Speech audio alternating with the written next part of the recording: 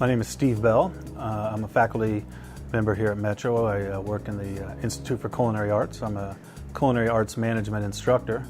I've taught many classes. The most current classes are Intro to Professional Cooking, Soups and Sauce, Sanitation, World Cuisine, and American Cuisine.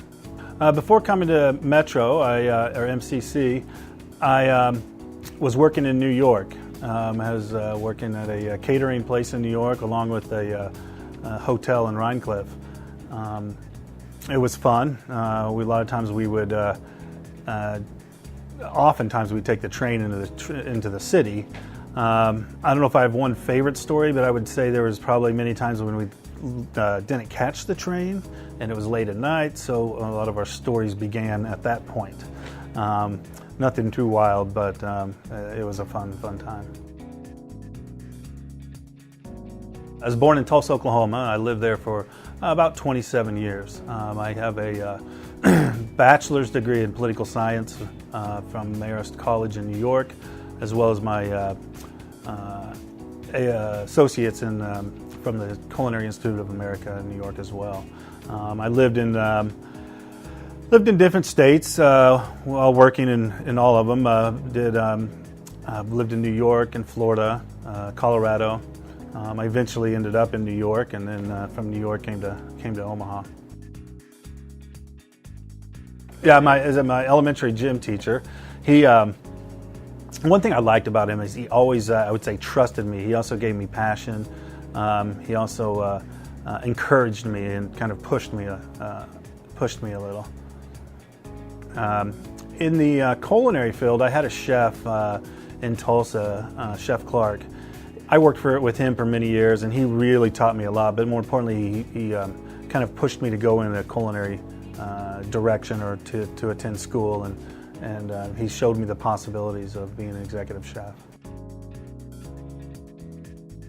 I started college traditionally as a young boy, 19, and I wanted to be a lawyer. So I thought I would go into political science. While going to University of Tulsa, I've always worked in restaurants. I think my first job was I think I was 15 and a half at a Black Eyed Pea, washing dishes. And so while at school and many years beyond, before even going to culinary school, I'd always just worked in the industry. But at one point I did want to become a lawyer and thought I would pursue that route. What eventually I found out is that my passion for cooking was greater. As I grew in my craft and grew into different roles, one thing, and I think this may be the case with any craft in the private industry, I found myself in roles where I had to teach employees. And it was important that we taught them correctly. That, I think, started my kind of initial drive and also for teaching. I never really thought I was going to be a teacher. And how I got to Metro is almost kind of serendipity is what I call it, because of I had moved to Omaha and I came to Metro because they were having a certificate class, a certification class for the ACF, so I wanted to learn more about that. So when I came here to kind of check it out, I ran into some of the faculty here, and so I started chatting with them. They asked me about myself, and I told them, and they had mentioned that there's always adjunct work that is always needed, and looking for some adjuncts, and that was the first time when I thought, wow, maybe I can teach. So I talked to a few people. I got my first a teaching assignment in the summer of 2010, and then it just so happened that a full-time position opened up that summer, and I applied for it and got it. And Metro has been just a fabulous place to work, and with all the students, the great days. My good days is when I see the students have these aha moments, or these things, or something just clicks with them, and they get it, and that's really super. Well, I think I would kind of fold a philosophy into it by one thing I talk to the students about is I'm going to show you how to do something, let's say a hollandaise. And my philosophy is I want them to make the hollandaise themselves, be hands-on, but I also want them to see how it's done many, many times. Not just from me, but this may be a more overarching philosophy, but mainly I want them to go to the next class or go to their work and see how that chef makes a hollandaise, because a lot of times in our world it's not cut and dry.